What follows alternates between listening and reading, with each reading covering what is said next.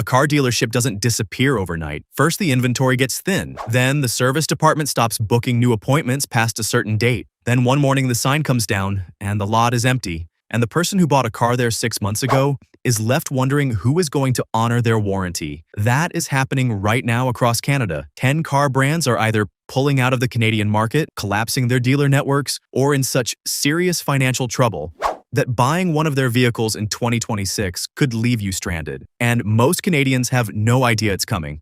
Let's get into it. Before the list, understand why this matters beyond just picking a car you like. When a car brand exits a market or a dealership network collapses, three things happen to every person who bought one of their vehicles. Parts availability drops. Dealers who still exist have no obligation to service vehicles sold by closed competitors. And warranty claims become a bureaucratic nightmare that can take months to resolve, if they get resolved at all. We saw this in Canada when General Motors shut down Pontiac and Saturn. We saw it when Saab collapsed globally. Owners of those vehicles watched their resale value fall off a cliff and scrambled to find independent mechanics willing to touch their cars. What's coming in 2026 is a larger version of that same story, affecting more brands, more Canadian buyers, and more money. Now, let's get into which brands are in the most trouble. Number 10 is Mitsubishi.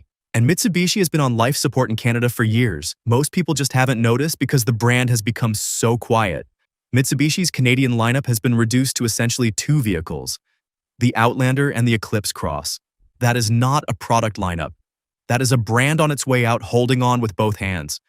The parent company, the Renault-Nissan-Mitsubishi Alliance, has been under severe financial pressure, particularly driven by Nissan's catastrophic losses, which we will get to shortly. Mitsubishi's global sales volumes have been declining. Their Canadian dealer network has been shrinking for years as independent operators walk away from a franchise that simply does not generate enough foot traffic to justify the operating costs.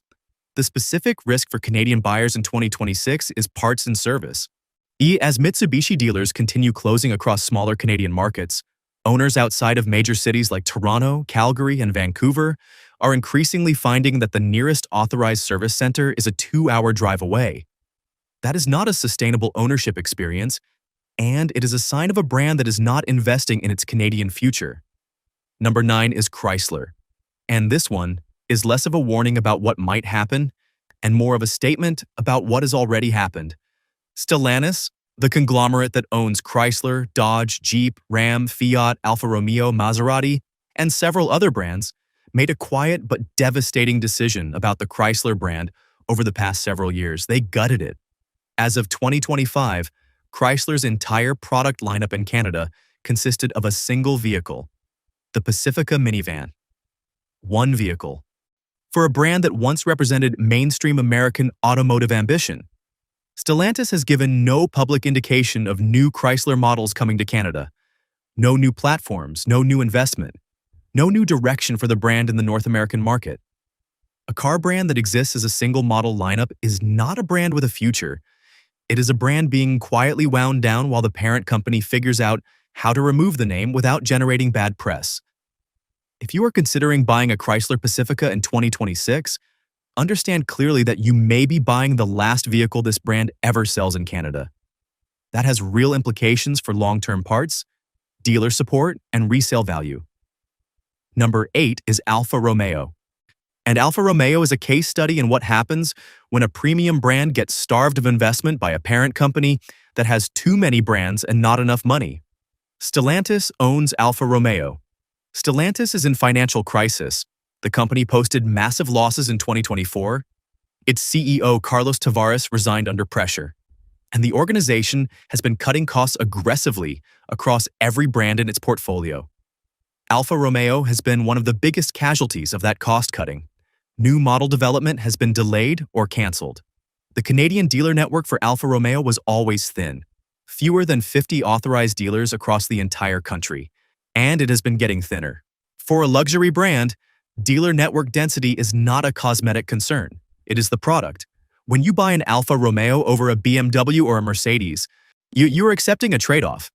You're getting a more distinctive, emotionally engaging car in exchange for a less comprehensive service network. That trade-off only works if the brand is stable and the network holds. In 2026, neither of those things is certain for Alfa Romeo in Canada. Buy one and you may find yourself driving significant distances for scheduled maintenance or warranty work within the first year of ownership. Subscribe to this channel right now if this video is already making you reconsider a purchase you are about to make, because we are not even halfway through this list, and it gets significantly more serious. Number 7 is Maserati, and Maserati's situation in Canada in 2026 is arguably worse than any other brand on this list in terms of the gap between what the badge costs and what the ownership experience actually delivers. Maserati vehicles in Canada start around $100,000. Some models push well past that. For that price, Canadian buyers expect the kind of dealer network, parts availability, and service infrastructure that justifies the investment. What they are getting in 2026 is a brand that Stellantis has been systematically defunding. Maserati's sales numbers in Canada are tiny, measured in hundreds of units per year, not thousands. The Canadian dealer network is concentrated almost entirely in Toronto, Montreal, Vancouver, and Calgary. Everywhere else, you are on your own. Stellantis cut Maserati's product development budget significantly in 2024. Models that were promised for the Canadian market have been delayed. The brand has no credible electrification roadmap for Canada despite the country's accelerating shift toward E5 infrastructure. Buying a $100,000 vehicle from a brand whose parent company is in financial restructuring and whose dealer network barely exists outside 4 cities is a risk that no amount of Italian styling should convince you to take. Number 6 is Fiat. And Fiat's story in Canada is not a warning. It is a post-mortem. Fiat officially withdrew from the North American market.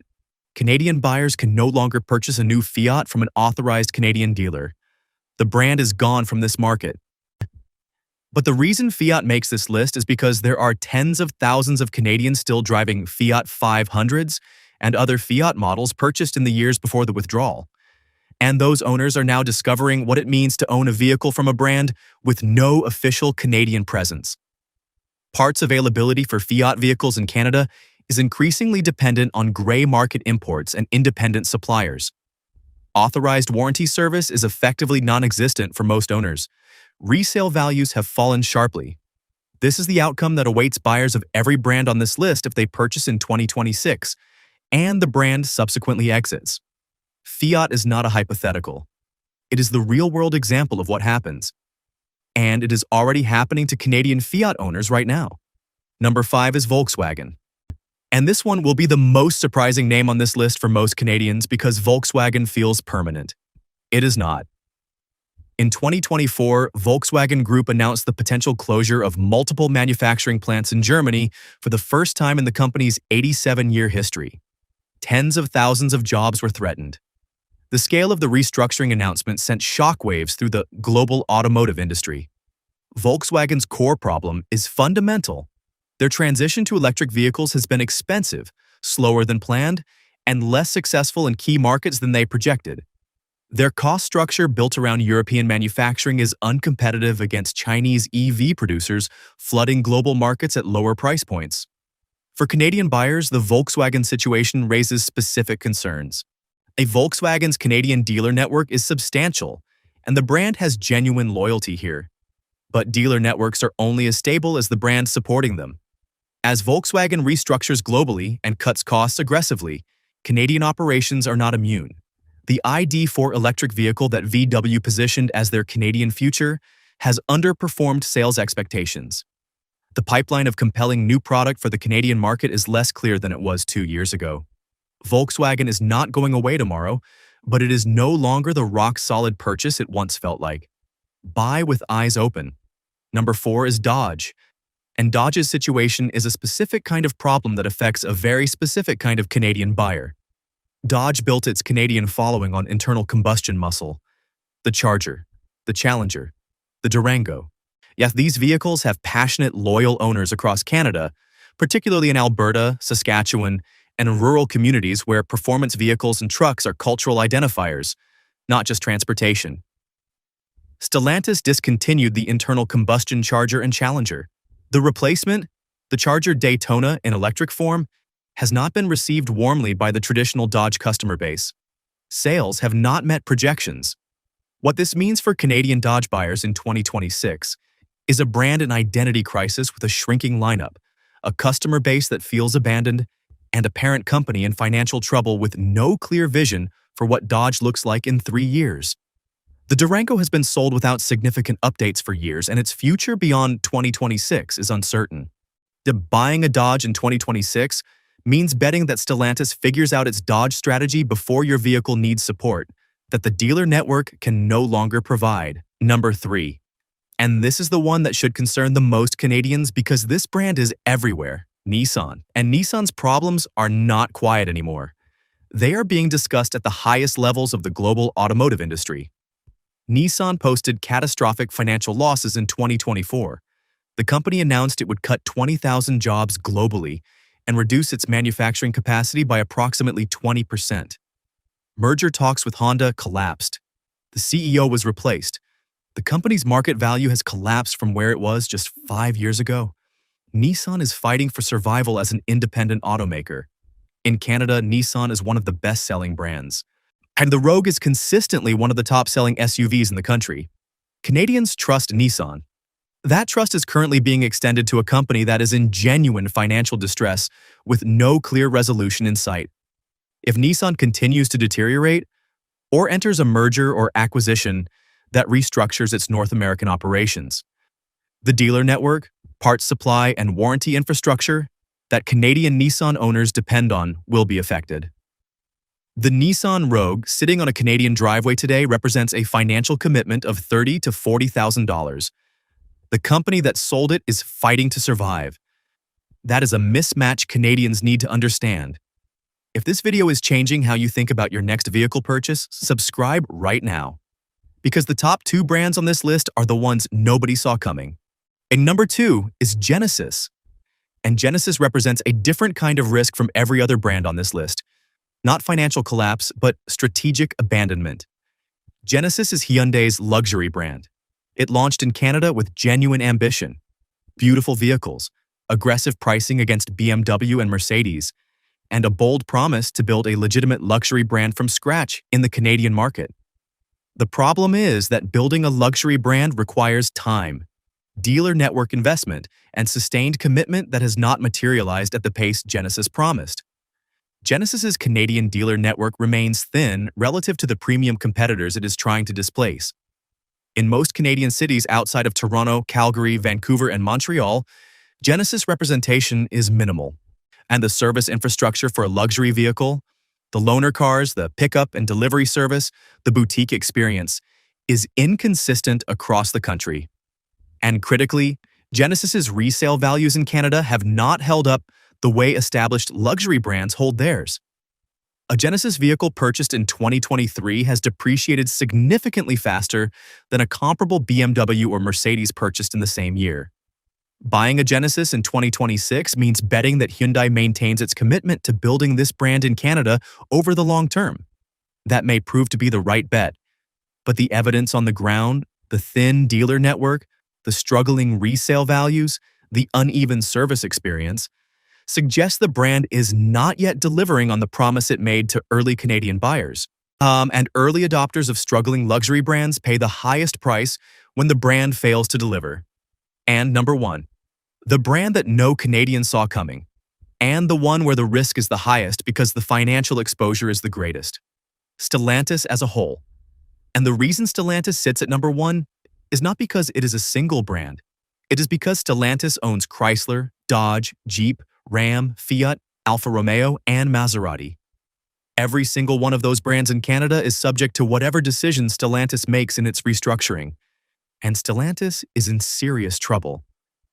The company's North American CEO resigned. Sales have fallen sharply. The company announced massive inventory cuts, dealer contract renegotiations, and a fundamental restructuring of how it operates in the North American market. Several Canadian Stellantis dealers have already closed or consolidated. Others are in active contract renegotiations with the manufacturer that could result in further closures. What this means for a Canadian buyer in 2026 is this. If you buy a Jeep, a Ram truck, a Dodge, or a Chrysler, you are buying a vehicle supported by a dealer network that is actively contracting under pressure from a parent company in financial and operational crisis. Some of those dealers will close. Some warranty claims will be disputed. Some parts will become harder to source as production runs get cut. And the resale value of Stellantis vehicles in Canada has already taken a hit as buyers factor in the brand uncertainty. This is not a prediction that Stellantis disappears tomorrow. It is a clear-eyed assessment that buying a new Stellantis vehicle in 2026 carries risk that buying one in 2020 did not. The company that was managing this portfolio confidently 4 years ago is a fundamentally different organization today. Here is the full picture. Mitsubishi shrinking to irrelevance. Chrysler down to one vehicle with no future. Alfa Romeo and Maserati starved of investment by a struggling parent. Fiat already gone. Volkswagen restructuring at a scale not seen in its history. Dodge in identity crisis. Nissan fighting for survival. Genesis under-delivering on its luxury promise. And Stellantis, the parent company of 5 brands Canadians buy every day, in active financial and operational crisis. None of this means you cannot buy a car in 2026. It means you need to know exactly what you are buying, who stands behind it, and what your dealer network looks like in 2, 3, and 5 years. The brands with the strongest Canadian futures are the ones with stable parent companies, dense dealer networks, and clear product roadmaps. The ones on this list have none of those things right now. Buy smart. Buy the brand, not just the vehicle. And make sure the company selling it to you is going to be there when you need them. Subscribe to this channel right now for more Canadian consumer breakdowns that protect your family's money. Share this with someone who is about to walk into a dealership, because what they don't know could cost them tens of thousands of dollars. And drop a comment below. Which brand on this list surprised you the most? We will see you in the next one.